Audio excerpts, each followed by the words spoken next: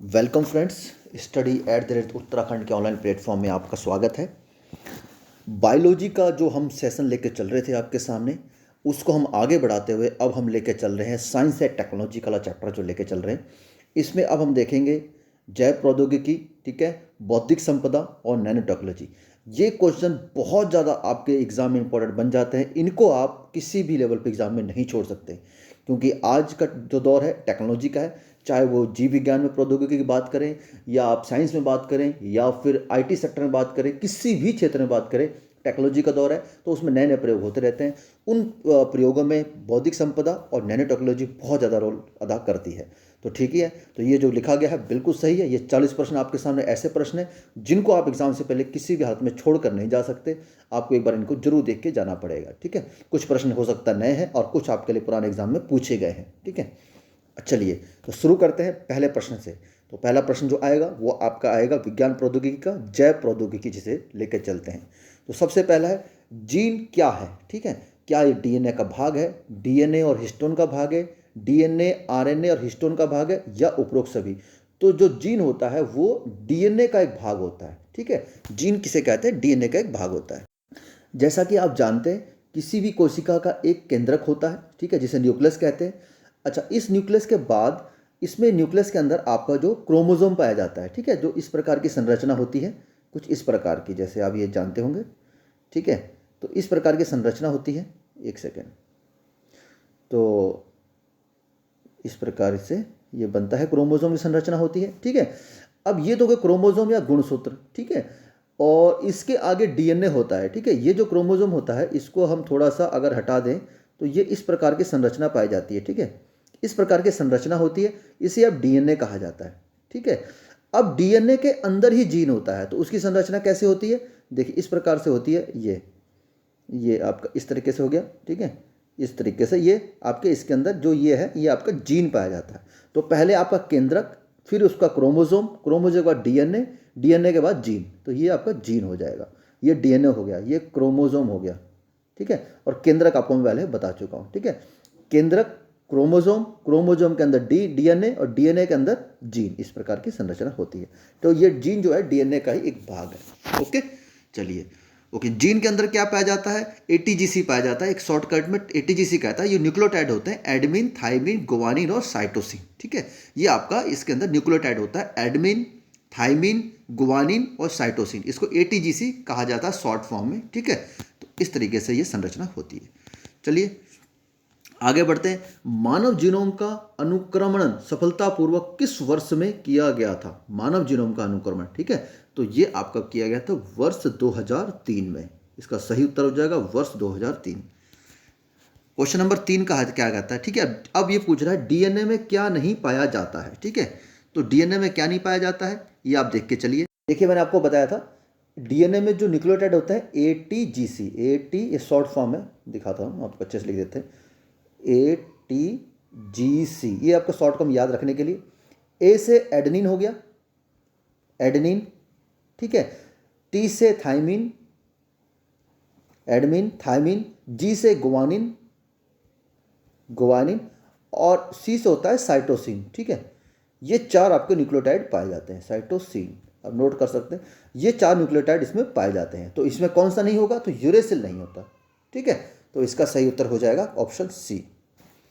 Next question, अगला question बहुत important question. निम्न राज्यों में किस भारतीय राज्य को जैविक खेती करने वाला प्रथम राज्य घोषित किया गया है? तो इसमें जो आपका हो जाएगा सिक्किम राज्य जो है, इसका प्रथम जो ऐसा राज्य हो जाएगा जो पूर्ण तरह से जैविक खेती की जाती है, जहां पर किसी भी प्रकार का जैविक खेती वो खेती होती है जिसमें पूर्णतः आपका जैसे जैविक खादों का उपयोग, जैसे गोबर खाद हो गया या हरी खाद हो गया, वृक्षों के छले गड़े पत्ते हो गए, या आपका फल फ्रूट जो आप डेली छिलते उनको सड़ा गलाकर, मतलब आपका जैविक खाद का प्रयोग कर किसी भी प्रकार का फर्टिलाइजर का इस्तेमाल, रासायनिक पदार्थों का इस्तेमाल नहीं किया जाता, ना तो बुआई से पहले, ना बुआई के बाद, ना आपका फसल जब आपकी तैयार हो जाती तब। तो ये आपका कहा जैविक खेती की जाती है। तो जैविक खेती प्रारंभ करने वाला पहला राज्य सिक्किम ही हो जाएगा। ओके, नेक्स्ट क्वेश्चन है जैव प्रौद्योगिकी, ठीक है। जैव प्रौद्योगिकी कैंसर का इलाज के लिए तैयार की गई औषधि का नाम क्या है? ठीक है, बहुत कॉमन क्वेश्चन है, कई बार एग्जाम में आ चुका है। तो इसका सही उत्तर हो जाएगा इंटरफेरॉन, ठीक है। ओके, आज मैं थोड़ा सा स्पीड ज़्यादा लेके चल रहा हूँ क्योंकि क्वेश्चन बहुत ज़्यादा है और आपको सारे क्वेश्चन को समझना आवश्यक है। निम्नलिखित में कौन सी विधि या प्रक्रिया जैव प्रौद्योगिकी की है? ठीक है, जैव प्रौद्योगिकी की कौन सी विधि है?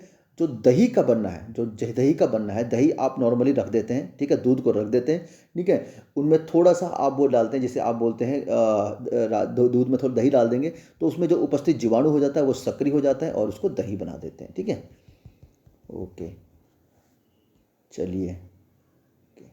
अच्छा, जब आप दूध को हम उबाल देते हैं तो जो दूध को उबाल देते हैं तो पूरी तरह से हम जो उबालते हैं तो 100 डिग्री 150 डिग्री दूध को उबाल देते हैं, उसके अंदर सारे जीवाणु मर जाते हैं।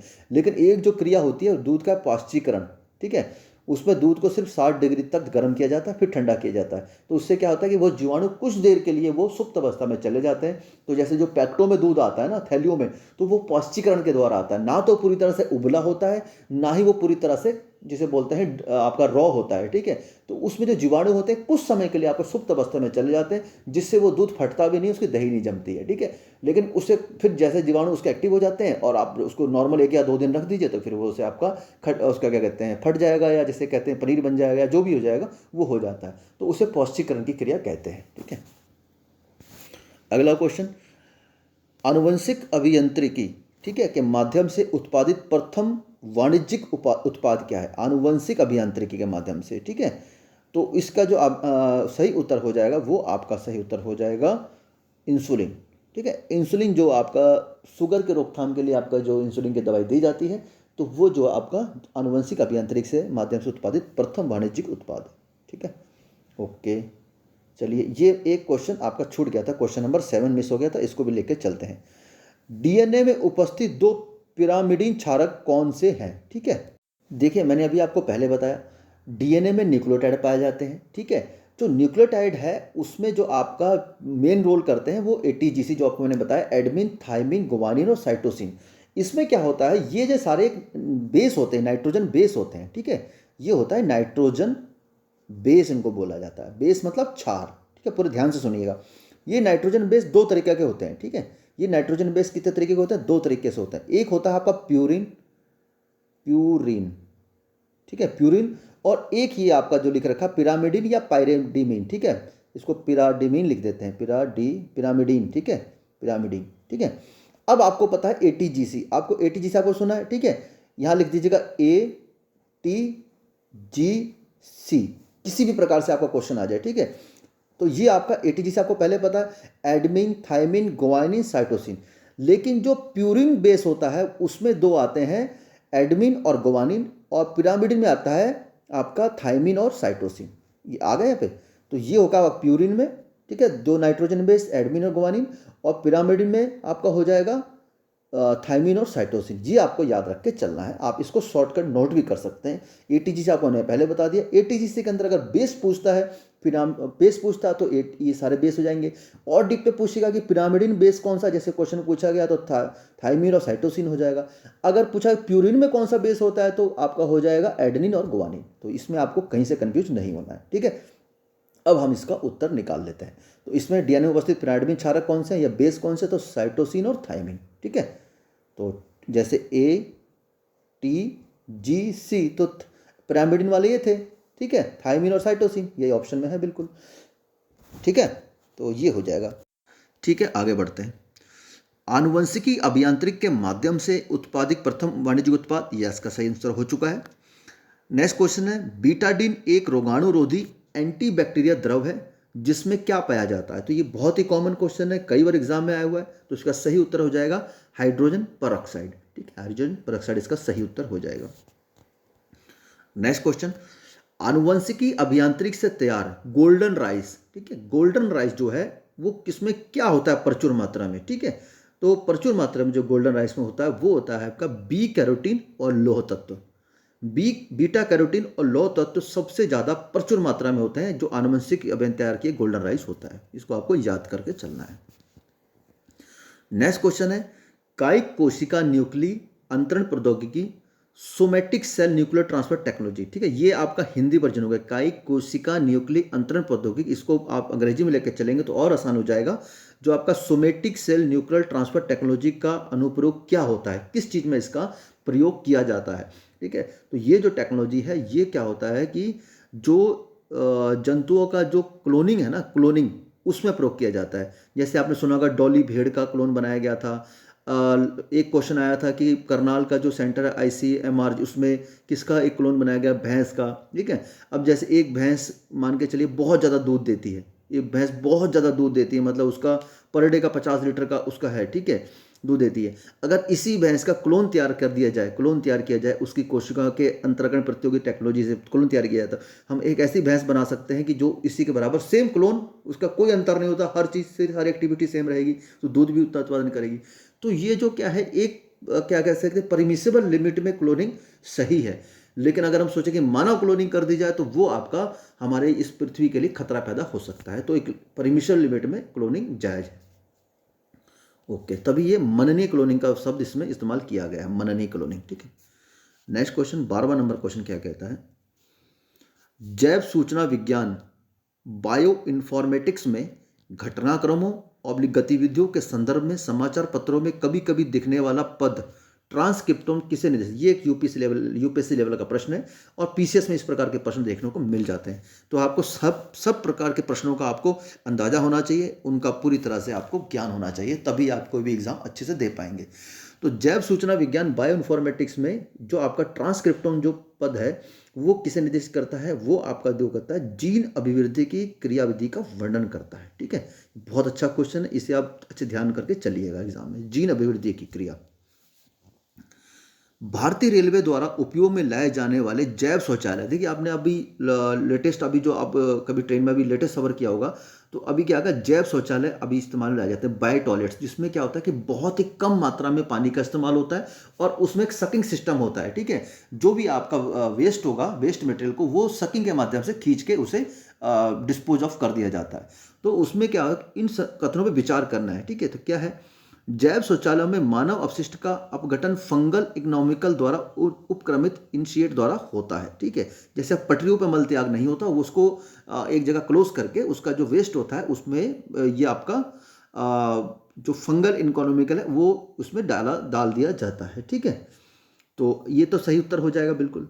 इस अपघटन से अंत उत्पाद केवल अमोनिया और जलवाष्प होते हैं जो वायुमंडल निर्मुक्त होता है। जो अंतिम जो उत्पाद होता है वो अमोनिया और जलवाष्प के रूप में निकल जाते हैं। जनरली जैसे आपका जीव जंतु मरते हैं, जो जीव जंतु मरते हैं, ठीक है, जीव जंतु मरने के बाद जब उनका अपघटन होता है, ठीक है, जो हमारे जो आपके उपभोक्ता क्रम के जो अंतिम उपभोक्ता जिसे बोला जाता है, ठीक है, जिसे अपघटक बोला जाता है, वो क्या करते हैं, इन जीवों को सड़ा गलाकर अंतिम रूप में जो होता है अमोनिया और जलवाष्प में परिवर्तित होते हैं। उसी प्रकार जो ह्यूमन वेस्ट होता है, इसका क्या होता है, इस बैक्टीरिया या इस फंगल इनोकुलम के माध्यम से अंतिम रूप से ये अमोनिया जलवाष्प में परिवर्तित होकर वायुमंडल में निर्मुक्त हो जाते हैं।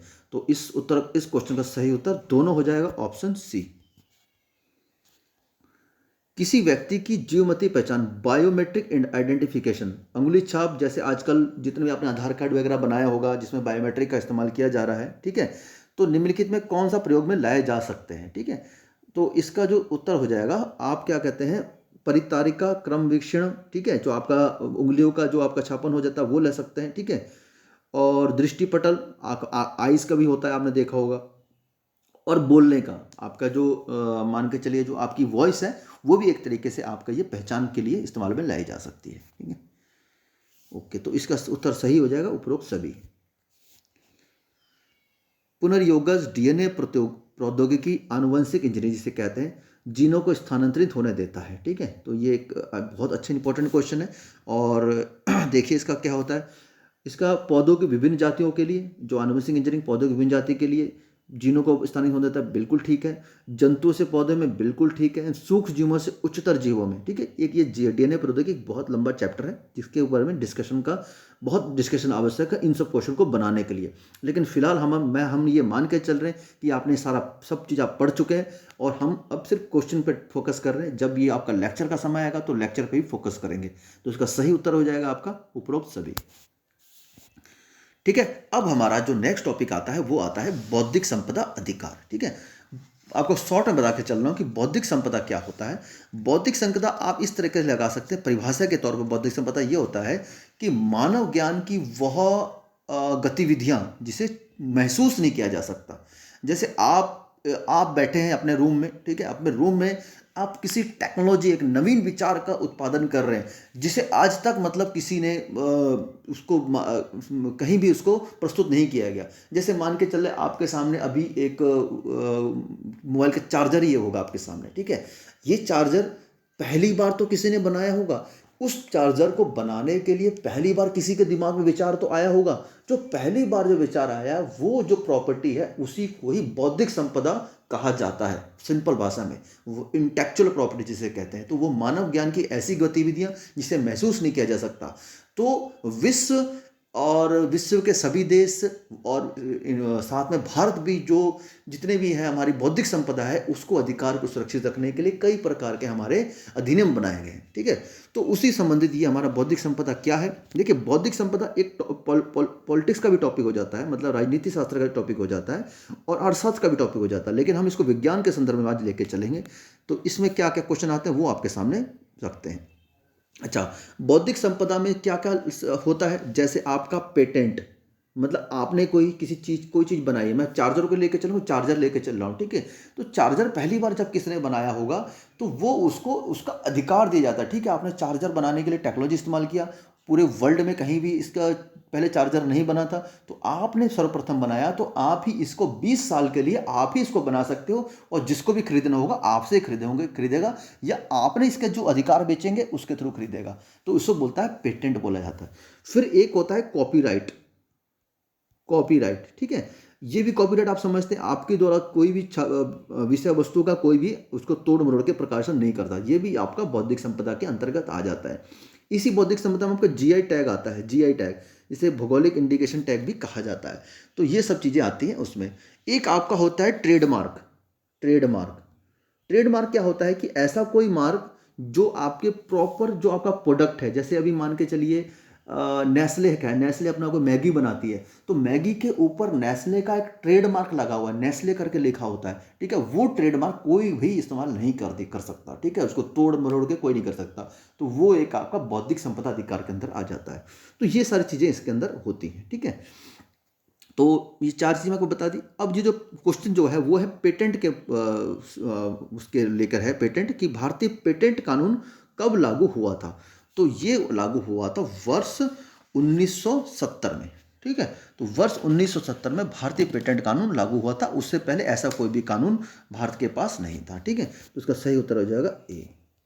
अगला क्वेश्चन क्या कहता है, एगमार्क का संबंध किससे है। एगमार्क का मतलब AGMR के, ठीक है। जो भी आपका खाद्य वस्तुएं हैं या कृषि उत्पाद वस्तु हैं, ठीक है, उनके ऊपर एगमार्क का जो आपका एगमार्क या क्वालिटी का जो आपका मोहर लगाई जाती है, उससे ये निर्दिष्ट हो जाता है कि ये वस्तु खाद्य योग्य और पोषण युक्त भरपूर है और इसे इस्तेमाल में लाया जा सकता है। तो एगमार्क ये गुणवत्ता से संबंधित हो जाएगा, ठीक है। इसका सही उत्तर हो जाएगा गुणवत्ता,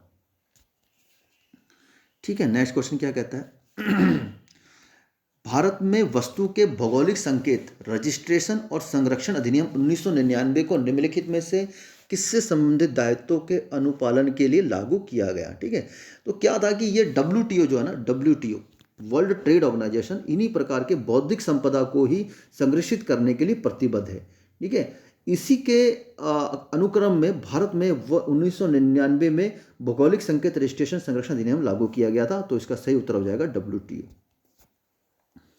अगला क्वेश्चन, राष्ट्रीय बौद्धिक संपदा अधिकार नेशनल इंटेलेक्चुअल प्रॉपर्टी राइट्स के संदर्भ में निम्नलिखित कथनों पर विचार करिए। देखिए, ये क्वेश्चन जो आ रहे हैं आपके सामने कुछ कथन और कारण वाले हैं, जो आपका PCS या UPSC लेवल के प्रश्न बनते हैं, लेकिन आप इन्हीं प्रश्नों को समझकर अपने जो वनडे एग्जाम है उसके लेवल की तैयारी को पुख्ता कर सकते हैं। तो बौद्धिक संपदा अधिकार के मामले में कथनों विचार करिए। यह दोहा विकास एजेंडा ट्रिप्स समझौते के प्रति भारत की प्रतिबद्धता को दर्शाता है। दोहा कतर में है, ठीक है, वहां पे ट्रिप्स समझौता हुआ था इंटेलेक्चुअल प्रॉपर्टी राइट्स को लेकर। उसकी प्रतिबद्धता मतलब भारत भी उसी चीज को प्रतिबद्ध है, उसको अग्रसर करने के लिए। अगर विश्व में कोई समझौता भारत ने साइन किया है तो भारत भी उसको लेकर अपने अधिनियम और नियम को पारित करता है, ठीक है। तो ये बिल्कुल सही है। दूसरा क्वेश्चन है कि औद्योगिक नीति संवर्धन विभाग भारत में बौद्धिक संपदा अधिकारों के विनियमन के लिए केंद्रक अभिकरण नोडल की एजेंसी है। बिल्कुल सही है। जो आपका बौद्धिक संपदा अधिकार का जो नियमन के लिए एजेंसी है वो है औद्योगिक नीति एवं संवर्धन विभाग, ठीक है। तो ये दोनों के दोनों उत्तर सही हो जाएंगे। नेक्स्ट क्वेश्चन क्या है, विश्व बौद्धिक संपदा संगठन के संदर्भ में निम्नलिखित कथनों पर विचार करिए। ठीक है, अब विश्व बौद्धिक संपदा संगठन की बात कर रहा है। भारतीय बौद्धिक संपदा की अलग बात होगी, 1999 में अधिनियम बना था। इसका देखिए, इसका गठन 1980 में किया गया। ठीक है, तो इसमें जो है ये जो है 1980 नहीं होगा, ये हो जाएगा 1967 में। ठीक है, एक संस्था है विप्रो। ठीक है, world intellectual property organization, world intellectual property organization, इसकी स्थापना 1967 में हुई थी और इसका जो मुख्यालय है जिनेवा में है। ठीक है, इसका मुख्यालय जिनेवा स्विट्जरलैंड में स्थित है। और भारत जो है इसका सदस्य बना था वर्ष 1975 में। ठीक है, 1975 में भारत इसका इंडिया सदस्य बना था। ये दो चीज़ आपको लेके चलनी है। तो इसका जो पहला है ये तो आपका गलत हो जाएगा। इस संगठन का मुख्यालय जिनेवा में है, बिल्कुल ठीक है। भारत इसका सक्रिय भागीदार, ये आप मैंने बता दिया 1975 में। तो उसका जो सही उत्तर हो जाएंगे 2 और 3। लेकिन इसके संबंध में क्वेश्चन पूछा जा सकता है, कब इसकी स्थापना हुई? 1967 में। भारत कब भागीदार बना, ये आपके वनडे एग्जाम के लिए क्वेश्चन बन जाते हैं। ओके, 1975 में इसका सदस्य बना। तो ये दो चीज़ें आपके लिए इंपॉर्टेंट हो जाती है। ओके, आगे बढ़ते हैं। भारत के नवीन राष्ट्रीय बौद्धिक संपदा अधिकार नीति के संदर्भ में निम्नलिखित कथनों पर विचार कीजिए। ठीक है, तो इस पर हम विचार करते हैं। तो जो ये संशोधन किए गए ना, एक तो जो पेटेंट अधिनियम हमारा था 1970, इसमें संशोधन किया गया। ये आपके इसमें संशोधन किया।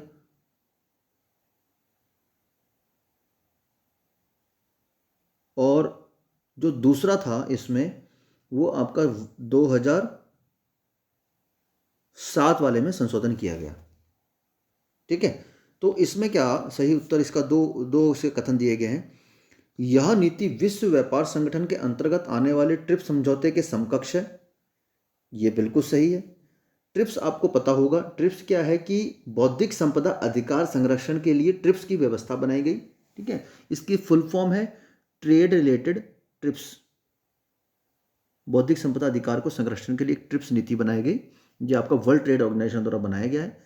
ये ट्रिप्स है, ट्रिप्स इसका फुल फॉर्म है ट्रेड रिलेटेड एस्पेक्ट्स हो गया। ठीक, और साथ में aspects of the trade related aspects of intellectual properties. ये इंटेलेक्चुअल प्रॉपर्टी मैंने एक साथ लिख दिया, इंटेलेक्चुअल प्रॉपर्टी राइट्स। ठीक है, तो इसकी फुल फॉर्म ये हो जाएगी। ओके, तो इस नीति को लागू करने के लिए ये आपका ट्रिप्स के समकक्ष है। और इस नीति को लागू करने से रचनात्मक भारत अभिनव भारत को महत्व मिलता है। रचनात्मक भारत अभिनव भारत। ठीक है, तो ये केंद्र सरकार जो टैगलाइन है बौद्धिक संपदा अधिकार के लिए, रचनात्मक भारत अभिनव भारत। ठीक है, तो इसको महत्व मिलता है। तो इसके दोनों के दोनों ऑप्शन ठीक हो जाएंगे। ओके,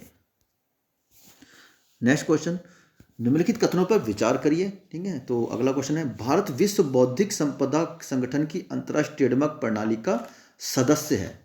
ओके, तो बिल्कुल सही है, भारत इसका सदस्य है। ओके, चलिए अगला क्या कह रहा है, मैड्रिड प्रोटोकॉल को स्वीकार करने वाला भारत G20 देशों में से 14वां देश है। ये भी सही है। ठीक है, दोनों ऑप्शन इसके ठीक हो जाएंगे। निम्नलिखित कथनों पर विचार करिए। एवरग्रीन बहुराष्ट्रीय कंपनी द्वारा पेटेंट अवधि समाप्त होने के पूर्व उसका नवीनीकरण करा लेने की प्रक्रिया है। ठीक है, तो इसमें क्या है कि बहुराष्ट्रीय जो कंपनियां होती हैं वो अब जो पेटेंट अवधि समाप्त होने के बाद उसका नवीनीकरण करा लेती है। इसे क्या कहते हैं, एवरग्रीन। ये आपकी प्रक्रिया बोली जाती है। अगर आपका पेटेंट है 20 साल का दिया गया, उसको आप रिन्यू कराना चाहते हैं तो आप इसको रिन्यू करा सकते हैं। वो उसको प्रक्रिया बोले जाते हैं एवरग्रीन। नेक्स्ट क्या है, भारतीय पेटेंट कानून के उपखंड 3D द्वारा एवरग्रीनिंग को रोकने का प्रावधान किया गया है। अब देखिए, कोई एक ही बंदा राइट लेके बैठा हुआ है, एवरग्रीन जिंदगी भर के लिए वो चार्जर बना रहा है और कोई उसको बना नहीं सकता, तो वो भी गलत है। तो इसको रोकने के लिए प्रावधान भी भारतीय पेटेंट कानून में किया गया है। ठीक है, तो इसका जो सही उत्तर हो जाएगा ये दोनों। हो सकता है ये आपके लिए क्वेश्चन कुछ नए जैसे लग रहे हो या इनका कभी आपसे सामना ना हुआ हो, परंतु इनको आपको लेके चलना ही चलना है किसी भी एग्जाम से पहले।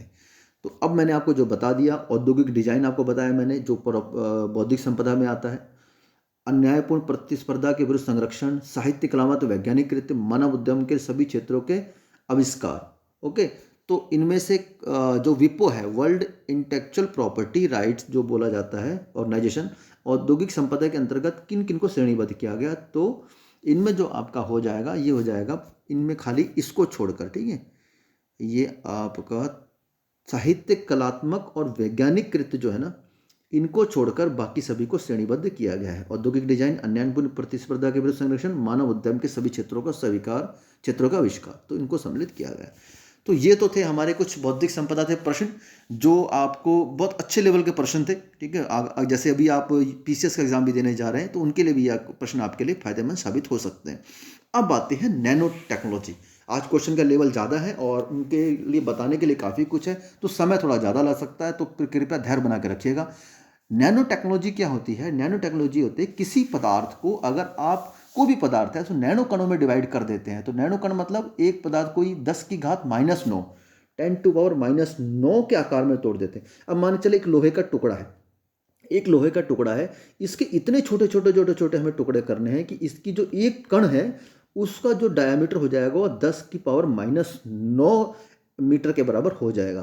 तो ये नैनो कण में आ जाएगा। जैसे आप मान के चलिए हमारे शरीर में हर प्रकार की जरूरत पड़ती है, जैसे आयरन की जरूरत पड़ती है, हमें जस्ता की जरूरत पड़ती है, हर चीज़ जरूरत पड़ती है लिमिटेड मात्रा में। अब जो हमें आयरन की टैबलेट, जो आप देखते हैं लेडीज़ को आयरन की टैबलेट दी जाती है या बच्चों को आयरन दिया जाता है, तो क्या वो लोहा सादा डाइट उसे खिला सकते हो? होता वही है, क्या लोहा उसको डाइट खिला सकते हो? वो तो गलत हो जाएगा। इनको क्या नैनो कणों में विभाजित किया जाता है, बहुत ज़्यादा छोटे कणों में विभाजित कर कर उनको हमारे शरीर की आवश्यकताओं को पूरा किया जाता है। तो ये सब नैनो टेक्नोलॉजी में आता है। इन नैनो टेक्नोलॉजी का प्रयोग आपका साइंस में, इंफॉर्मेशन टेक्नोलॉजी में, मोबाइल टेक्नोलॉजी में, कृषि क्षेत्र में, रक्षा क्षेत्र में, कई जगह इसका प्रयोग किया जाता है।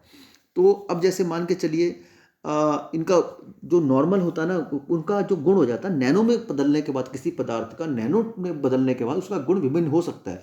जैसे आपके सामने जैसे पारा है, पारा आप जानते हैं अपारदर्शी है, लेकिन जब ये नैनो कणों में परिवर्तित हो जाता है तो पारा पारदर्शी हो जाता है। उसी प्रकार आप जैसे सोना जानते हैं, सोना निष्क्रिय धातु माना जाता है, लेकिन जब सोना नैनो कणों में परिवर्तित हो जाता है तो एक बहुत अच्छा उत्प्रेरक के रूप में काम करता है, ठीक है। ये सारी चीज़ें होती हैं, तो ये नैनो टेक्नोलॉजी का फायदा होता है। तो इसमें बहुत कुछ है, तो लेकिन अभी हम क्वेश्चन की तरफ बढ़ते हैं। पहला क्वेश्चन है, निम्नलिखित में किसने नैनो टेक्नोलॉजी शब्द का सर्वप्रथम प्रयोग किया था, ठीक है। तो जो नैनो टेक्नोलॉजी का सर्वप्रथम प्रयोग करने वाले थे ये थे Norio Taniguchi 1974। Okay, next question, carbon nano tube किसके गुण दर्शाते हैं, किस प्रकार के गुण दर्शाते हैं? तो जो कार्बन नैनो ट्यूब होता है वो अधिक कठोर भी होता है, ठीक है। कार्बन नैनो ट्यूब, कार्बन की जो नैनो ट्यूब होती है, कार्बन के नैनो कणों से बनी हुई जो ट्यूब होती है वो कठोर भी होती है, लचीली भी होती है और विद्युत को सुचालक भी होती है। तो इसका उत्तर हो जाएगा उपयुक्त सभी। एक नॉर्मल कार्बन की छड़ होती है, जैसे आप सेल में लगाते हैं, आप इस एग्जाम्पल मान के चलिए, एक आपका भी एग्जाम्पल, ये सेल होता है, सेल में आपका क्या होता है, उसके उस पर बैटरी होती है, तो उसके अंदर जो कार्बन की छड़ होती है, ठीक है, आप मान के चलिए, ठीक है। तो उस छड़ के या ट्यूब के अपेक्षा में अगर हम नैनो कार्बन में विभक्त कर नैनो कण विभक्त कर इनका जो ट्यूब बनाएंगे वो अधिक कठोर भी होगी, लचीली भी होगी, विद्युत को सुचालक भी होगी। तो ये उसका सही उत्तर हो जाएगा। नेक्स्ट क्वेश्चन क्या कहता है, नैनो मिशन की शुरुआत भारत सरकार के विज्ञान प्रौद्योगिकी विभाग द्वारा कब की गई थी? तो नैनो मिशन की शुरुआत जो भारत में की गई थी विज्ञान प्रौद्योगिकी मंत्रालय, वर्ष 2007 में मई महीने में यहाँ से शुरुआत की गई थी। ओके, नैनोटेक फाइबर का इस्तेमाल निम्नलिखित तकनीकों में किया जाता है। जो फाइबर बनती है ना, फाइबर आपने समझते हो ऑप्टिकल फाइबर, जैसे आप देखा होगा, तो नैनोटेक फाइबर जो है, नैनोटेक फाइबर इस्तेमाल किन तकनीकों में किया जाता है? तो सेंसर में, ठीक है, जीन डिलीवरी उपकरणों में, बैटरी में, उपयुक्त सभी में इसका सही उत्तर हो जाएगा। अब स्वास्थ्य क्षेत्र की बात करें, स्वास्थ्य क्षेत्र में नैनो टेक्नोलॉजी के उपयोग के संदर्भ में निम्नलिखित कथनों पर विचार करिए। नैनो टेक्नोलॉजी जीन उपचार, जीन थेरेपी में एक बहुत बड़ा योगदान दे सकती है, ठीक है, तो ये बिल्कुल सही है। नैनो टेक्नोलॉजी का लक्ष्य युद्ध औषधि प्राप्त करना संभव है, बिल्कुल ठीक है, दोनों ऑप्शन इसके ठीक हो जाएंगे। अगला है नैनो फोटोनिक्स क्या है? ये एक आपका वनडे एग्जाम संबंधित क्वेश्चन बन सकता है आपके आने वाले एग्जाम में। नैनो फोटोनिक्स क्या है? नैनो स्केल पर प्रकाश के व्यवहार के अध्ययन से, नैनो स्केल पर यांत्रिक क्रियाओं के अध्ययन से, नैनो स्केल पर पदार्थ के विद्युत गुणों के अध्ययन से। तो जो इसका सही उत्तर हो जाएगा वो है फोटो प्रभाव, ठीक है, फोटो इलेक्ट्रिक इफेक्ट आपने सुना होगा। तो नैनो स्केल पर प्रकाश के व्यवहार के अध्ययन से इसका संबंध हो जाएगा। बहुत इंपॉर्टेंट क्वेश्चन है, आप इसको नोट भी कर सकते हैं। 7वां क्वेश्चन है, निम्नलिखित में किसमें नैनो प्रौद्योगिकी का अनुप्रयोग संभव है? किन किन क्षेत्रों में नैनो प्रौद्योगिकी का उपयोग संभव हो सकता है? ठीक है, तो कैंसर की कोशिका की पहचान होती, आपका जो स्वास्थ्य विभाग में इसका नैनो टेक्नोलॉजी का इस्तेमाल बिल्कुल किया जा सकता है। लक्षित औषधि का प्राप्त करना, ये आपके लिए पहले भी आ चुका है। बेहतर और तीव्र पैथोलॉजिकल जांच करना, तो जो हमारे जो उपकरण है ना, जांच समझ दूरबीन हो गया और कई सारे जो उपकरण होते हैं हमारे जांच उपकरण, इनमें नैनो टेक्नोलॉजी का उपयोग किया जा सकता है। आप नैनो टेक्नोलॉजी का इस्तेमाल इस तरीके से मान सकते हैं कि कोई भी, जैसे मान लो रेडिएशन उत्पन्न करना है, गामा किरणों वाली उत्पन्न करना है, कैथोड किरणें उत्पन्न करना है, एक्सरे उत्पन्न करना है, इन्हीं सब चीज़ें जांच की जाती है।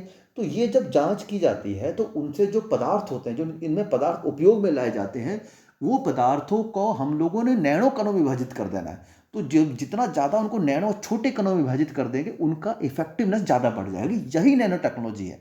बहुत ज़्यादा कंफ्यूज होने की जरूरत नहीं, नैनो टेक्नोलॉजी अलग कुछ आ गया। तो इन पदार्थों को उन छोटे भागों में विभाजित कर देना, जिससे उनकी क्षमता और उनकी एफिशिएंसी, क्वालिटी सब कुछ इंप्रूव हो जाता है।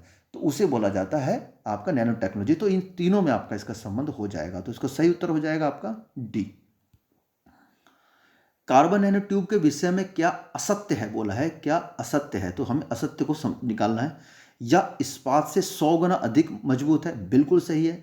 यह कुशल दाब का सहन कर सकता है, बिल्कुल सही है। इसमें नैनो ट्यूब की दीवार कार्बन षटकोण से बनी होती है, ये भी आपका बिल्कुल सही हो जाएगा। लेकिन ये ताप का कुचालक नहीं, सुचालक होता है। अभी पहले भी क्वेश्चन आ चुका है। तो हर चीज में नैनो टेक्नोलॉजी से बनी चीजें मजबूत, टिकाऊ, दाब सह होती हैं। ओके, नेक्स्ट क्वेश्चन, निम्नलिखित कथनों पर विचार करें। नैनो स्तर पर परंपरागत भौतिकी के नियम लागू होते हैं। ठीक है, तो ये आपका गलत हो जाएगा। परंपरागत भौतिकी के नियम लागू नहीं होते हैं, जिसे मैंने आपको बता दिया थोड़ी देर पहले कि आपका पारा जो पारदर्शी है और नैनो में अपारदर्शी है, नैनो कण विभाजित होने के बाद अपारदर्शी हो जाता है। उसी प्रकार नैनो स्केल पर पदार्थ के भौतिक, रासायनिक व जैविक गुण परमाणु या अणु स्तर पर पदार्थ के गुणों से अभिन्न होते हैं। ठीक है, ये भी आपका गलत हो जाएगा। ठीक है, भिन्न नहीं होते, उन्हीं के समान होते हैं। ठीक है, तो इसका ऑप्शन हो जाएगा ना तो एक और ना 2।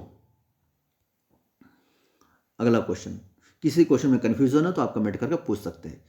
निम्न कण अजैव निम्नीकरणीय नॉन बायोग्रेडेबल प्रदूषक होते हैं। नैनो कण की बात कर रहे हैं। नैनो कण एक बायोग्रेडेबल प्रदूषक होते हैं। कोई भी चीज जितनी ज्यादा सूक्ष्म कणों में विभाजित हो जाएगी, वो आपका प्रदूषक रूप में कार्य करेगी। मैं आपको एग्जांपल बताता हूं कि आपने कभी प्लाई फैक्ट्री में देखा है, प्लाई फैक्ट्री में बनने वाले सामान को, जब एक प्लाई बनती है ना, तो प्लाई जब बनती है तो उस प्लाई को बनाने के लिए सबसे पहले क्या किया जाता है, जो पेड़ होता है उसके जो आपका तना होता है, उसको काट कर एक बिल्कुल लिक्विड वाले पदार्थ में बदल दिया जाता है। लिक्विड वाले पदार्थ में बदलने के बाद उसके क्या कहता है, सुखाया जाता है। उसको सुखा के उसके प्लाई की लेयर तैयार की जाती है।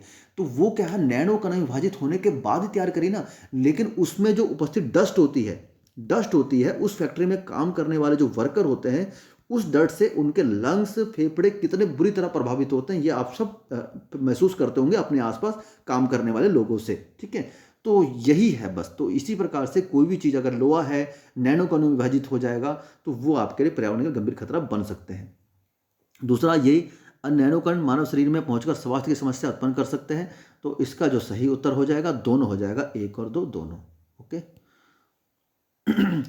स्वास्थ्य एवं चिकित्सा के क्षेत्र में नैनो तकनीक के अनुप्रयोगों के संदर्भ में निम्नलिखित कौन सा सही है?